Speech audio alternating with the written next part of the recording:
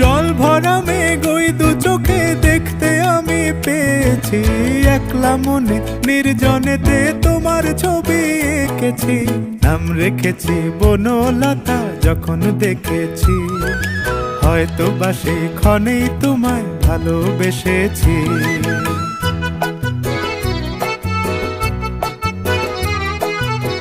বনলতা কথা হয়ো না গো কুণ্ঠিতা, বনলতা কথা হয়ো না গো কুণ্ঠিতা।